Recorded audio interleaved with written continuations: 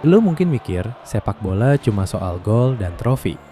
Tapi pada tahun 1969, sebuah pertandingan kualifikasi Piala Dunia berubah menjadi perang antar negara yang menewaskan ribuan orang. Pertanyaannya, gimana mungkin sebuah pertandingan bola bisa berujung konflik militer? Ini bukan skrip film fiksi. Ini sejarah nyata menuju pagelaran Piala Dunia 1970. Namanya La Guerra del Fútbol atau Perang Sepak Bola. El Salvador dan Honduras, dua negara tetangga yang emang udah panas secara politik dan perbatasan, harus ketemu di lapangan hijau. Pertandingan itu berujung rusuh, supporter di tribun saling pukul, dan yang paling serem, beberapa jam setelah peluit panjang ditiup, Angkatan Udara El Salvador beneran menjatuhkan bom di wilayah Honduras. Boom!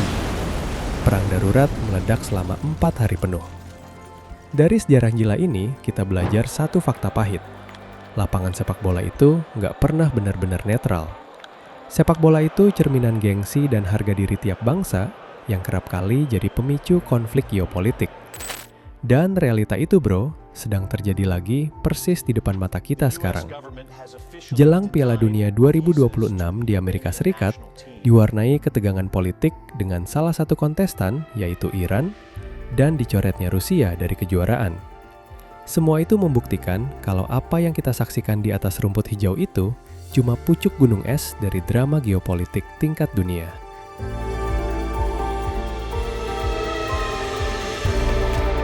Jauh sebelum berkembang jadi industri triliunan dolar, sepak bola ini lahir dari jalanan. Dari para pekerja pabrik di Inggris abad ke-19 yang cuma butuh sesuatu untuk ditendang sepulang kerja, sekedar buat lupa betapa kerasnya hidup mereka. Olahraga ini murni, jujur, dan milik rakyat kelas pekerja. Tapi begitu permainan ini meledak jadi fenomena global, para penguasa elit dan politisi di kursi pemerintahan mulai sadar satu hal, bahwa sepak bola punya power yang gede banget. Kemampuan untuk mengontrol jutaan orang dalam satu waktu. Sekarang, coba kita lihat situasi dunia hari ini. Kita sedang berada di ambang Piala Dunia 2026. Amerika Serikat, Kanada, dan Meksiko jadi tuan rumah bersama. Di atas kertas, ini bakal jadi pesta sepak bola terbesar dalam sejarah. Stadion super megah, teknologi paling canggih, dan sorotan miliaran pasang mata. Tapi, coba perhatikan baik-baik suasananya. Panas. Benar-benar panas. Bukan cuma soal cuaca musim panas di Amerika, tapi tensi politiknya yang juga panas banget. Rusia sudah resmi ditendang keluar oleh FIFA dan UEFA dari segala proses kualifikasi semenjak invasi mereka ke Ukraina. Di sisi lain, Iran sempat mengancam mundur dari turnamen dengan alasan keamanan mengingat tensi tinggi dengan negara tuan rumah. Kita seolah dipaksa melihat sebuah kejuaraan olahraga yang pincang. Negara-negara besar saling boikot, saling jegal, bukan pakai taktik di lapangan, tapi pakai peluru dan sanksi ekonomi. Dan jujur aja, melihat Piala Dunia 2026 yang penuh polemik ini, gue merasa ngeri-ngeri sedap akan apa yang bakal terjadi baik di lapangan maupun luar lapangan.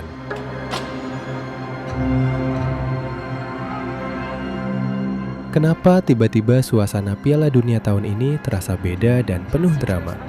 Pemicunya bukan terjadi di lapangan hijau, tapi di pos-pos pemeriksaan perbatasan dan ruang-ruang imigrasi. Gue mau cerita soal satu teori konspirasi yang belakangan ini kencang banget dibahas sama pengamat bola Timur Tengah. Dan sumpah, ini masuk akal banget. Menjelang kick-off turnamen, banyak yang curiga kalau otoritas keamanan tuan rumah lagi main kotor. Bukan nyuap wasit, itu cara lama. Mereka dituduh memakai birokrasi imigrasi sebagai senjata pembunuh mental. Lu bayangin, Ayman Hussein, striker andalan Irak, tiba-tiba tertahan 7 jam di bagian imigrasi. Gak ada alasan jelas, ponselnya digeledah, diinterogasi macam teroris. Di tempat lain, staf-staf vital, pelatih fisik, sampai analis taktik dari beberapa negara yang secara geopolitik berseberangan dengan Amerika, tiba-tiba visanya ditolak tanpa alasan yang jelas. Ini bukan kebetulan ini adalah sabotase mental yang sangat rapi. Mereka berusaha ngerusak fokus dengan tujuan ngancurin moral pemain sebelum mereka bahkan sempat menyentuh bola. Kalau dipikir-pikir ngeri banget, sepak bola yang katanya netral ternyata masih bisa dimainin lewat cap stempel petugas imigrasi. Dan buat lo yang mikir bahwa ini hal baru, lo salah besar. Kalau udah ngomongin skandal, sejarah Pildun punya catatan yang panjang banget. Kasus Rusia yang dicoret di 2026 ini mirip banget plek-ketiplek sama apa yang dialami Yugoslavia di tahun 1992. Waktu itu, Yugoslavia punya tim yang diisi generasi emas. Pemain-pemain tier S yang ditakuti seantero Eropa. Tapi gara-gara perang Balkan pecah, cuma beberapa minggu sebelum Piala Eropa dimulai, mereka dilarang main. Posisi mereka digantikan oleh Denmark. Dan kocaknya, timnas Denmark waktu pemainnya lagi pada liburan masing-masing karena timnya nggak lolos kualifikasi. Begitu dipanggil dadakan di H-10 hari, mereka malah berhasil jadi juara Euro kala itu. Takdir memang kadang-kadang suka bercanda.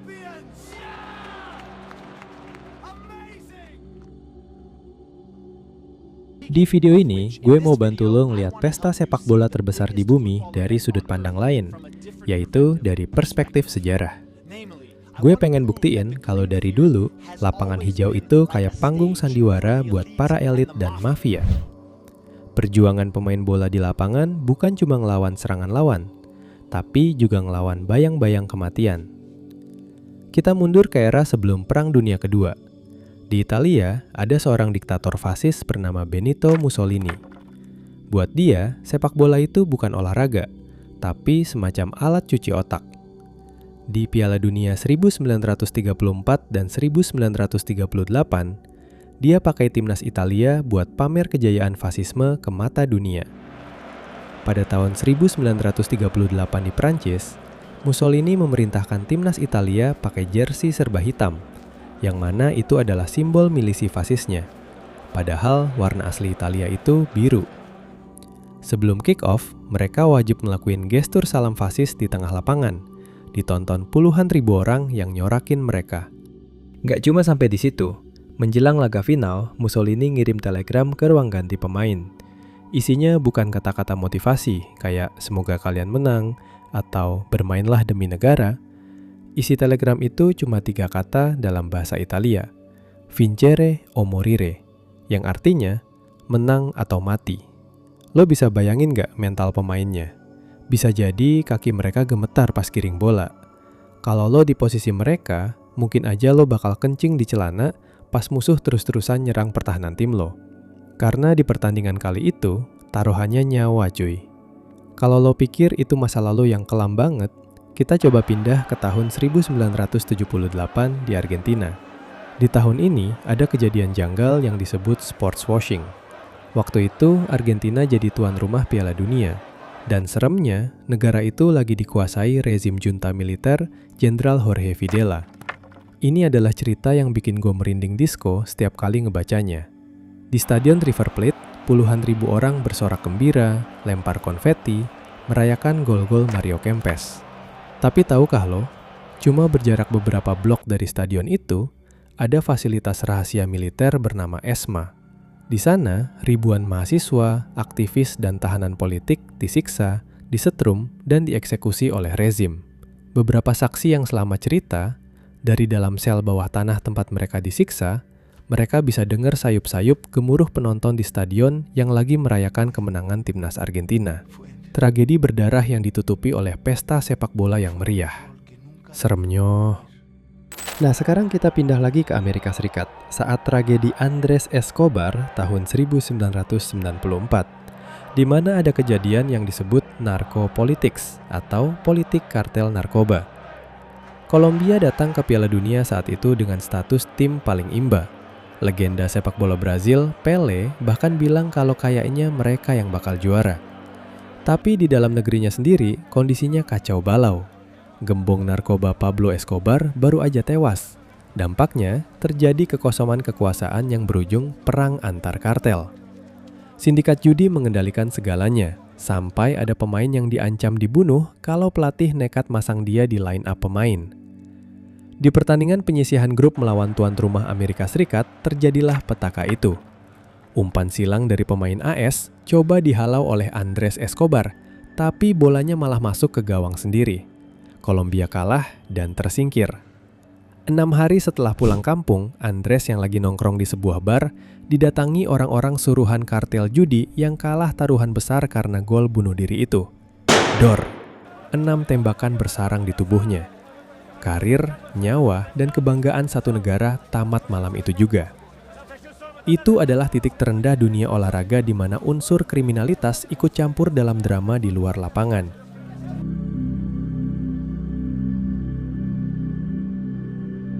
Sekarang kita masuk ke pembahasan yang lebih dalam.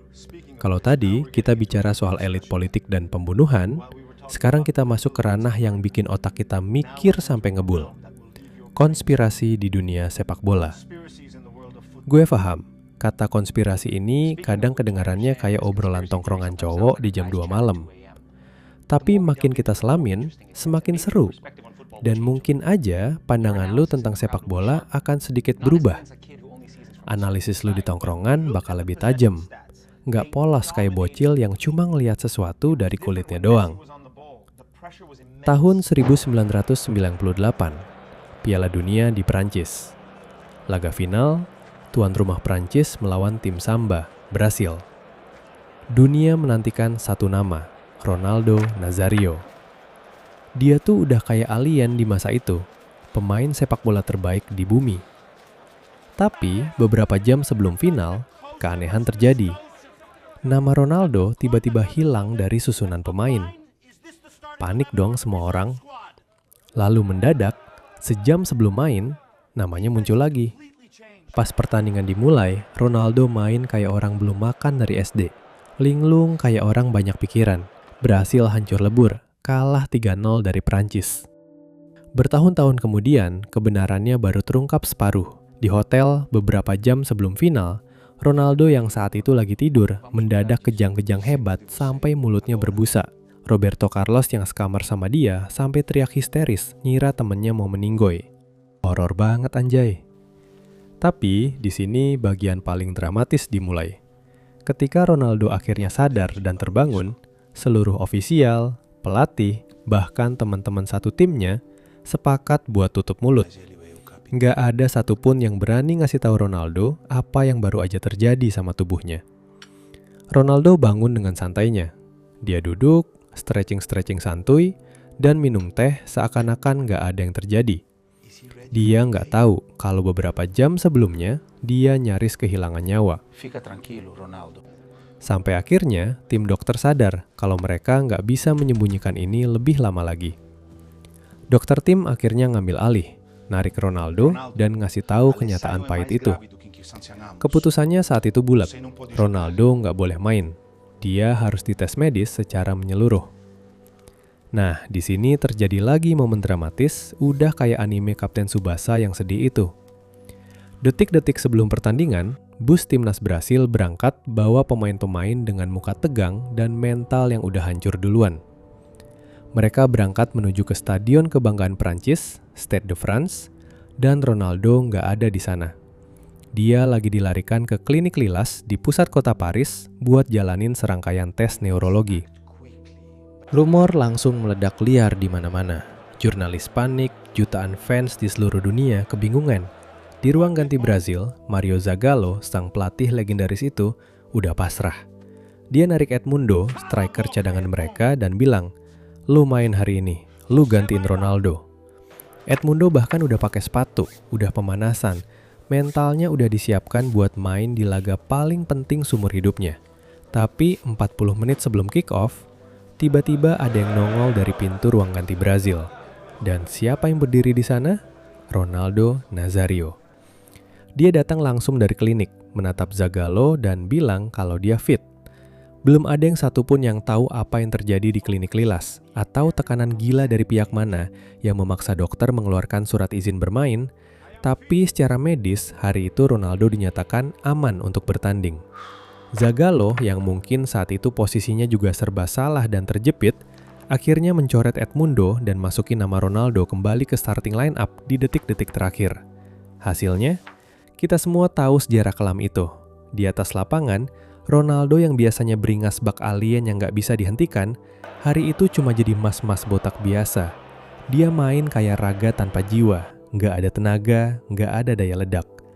Bek Prancis Frank Leboeuf dengan sangat gampang mematikan semua pergerakan Ronaldo.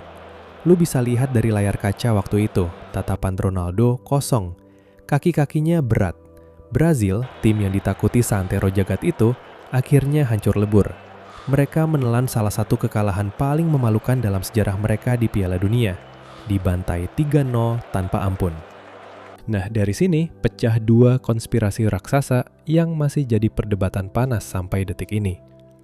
Konspirasi pertama, tekanan apparel. Konon kabarnya Nike sebagai sponsor utama yang udah bakar duit jutaan dolar, memaksa pelatih Brasil untuk tetap memainkan Ronaldo apapun kondisinya. Cedera kek, kejang kek, pokoknya ikon mereka harus ada di lapangan. Tapi konspirasi kedua, ini yang lebih mind-blowing, yang melibatkan intrik politik level tinggi.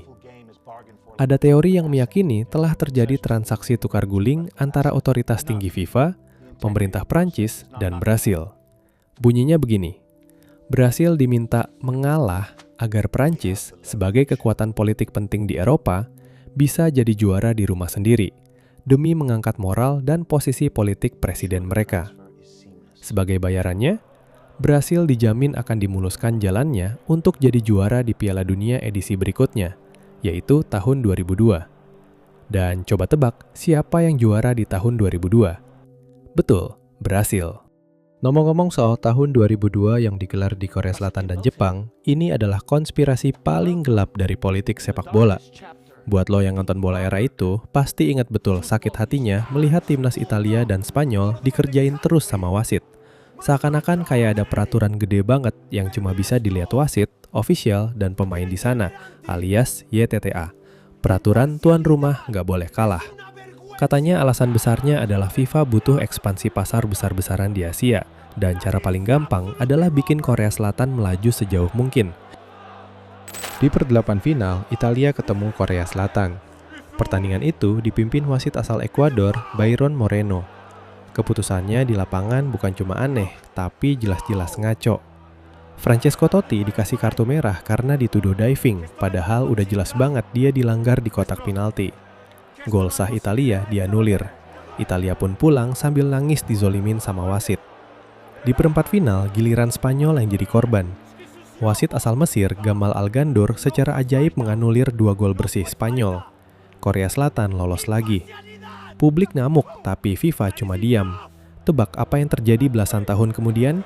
Byron Moreno, si wasit yang pernah ngerjain Italia itu, ditangkap di bandara New York karena ketahuan menyelundupkan 6 kg heroin di celana dalamnya. Fakta ini bikin orang seluruh dunia bergumam. Tuh kan, kalau dia bisa jadi bandar narkoba, ya makin jelas integritasnya harus dipertanyakan. Dan makin kuat dugaan bahwa dulu dia disuap buat ngatur pertandingan.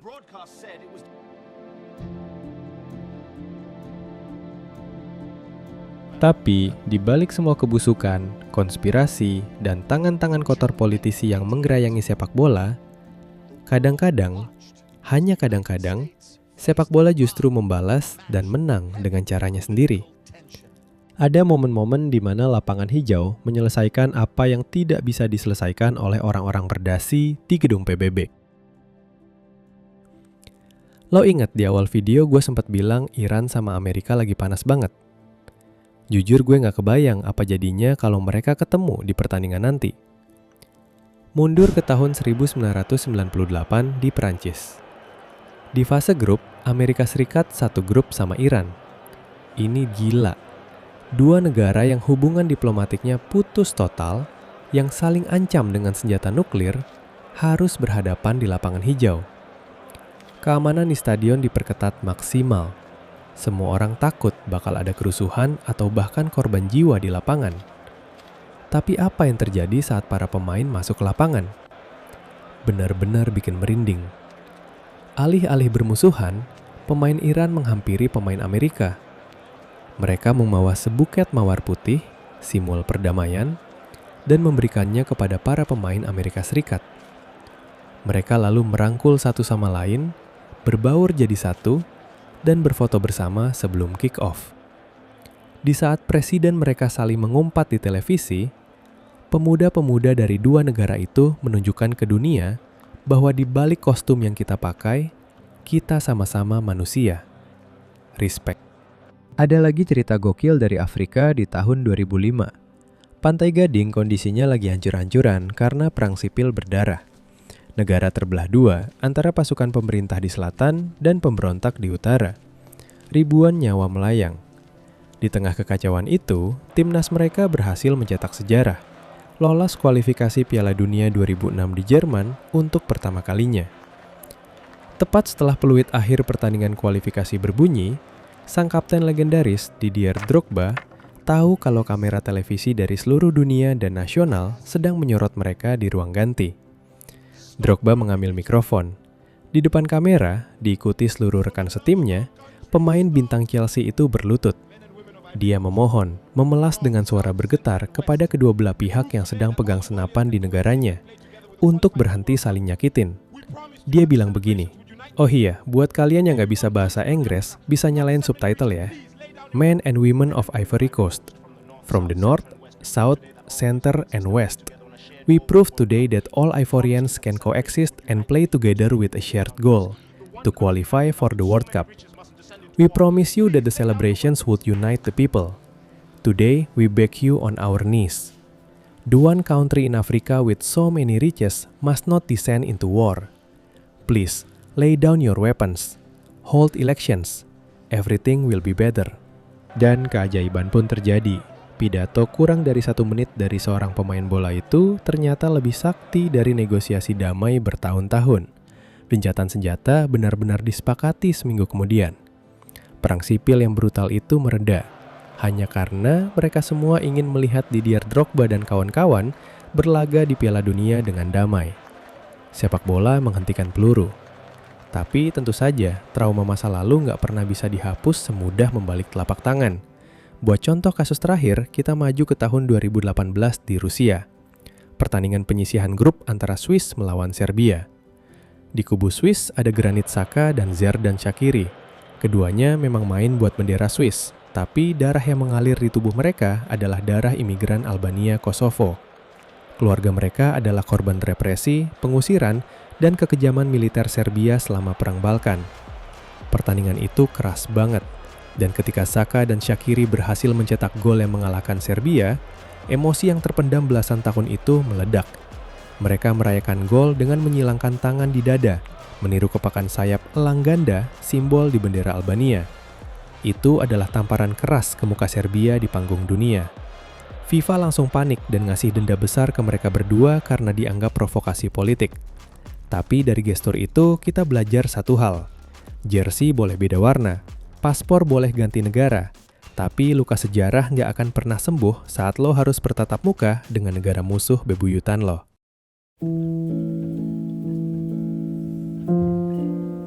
Jadi, pada akhirnya, apa arti semua cerita ini buat kita yang sekarang lagi di masa berlangsungnya Piala Dunia 2026? Kita harus sadar, kalau stadion sepak bola itu bukan sekedar bangunan beton dengan rumput hijau yang mulus. Stadion itu ibarat miniatur dunia. Dia adalah panggung diplomasi, ladang bisnis yang kadang kotor, ruang propaganda, dan seringkali menjadi manifestasi dari peperangan itu sendiri. Menjelang kick-off di tiap pertandingan nanti, pernah nggak kita kepikiran, harusnya ada orang-orang Rusia yang juga main dan pendukungnya ikutan nonton di tribun. Atau ketika kita melihat keputusan-keputusan janggal di lapangan. Atau mungkin pemain yang mendadak hilang fokus karena urusan di luar teknis. Lo inget aja kisah-kisah yang baru aja gue ceritain.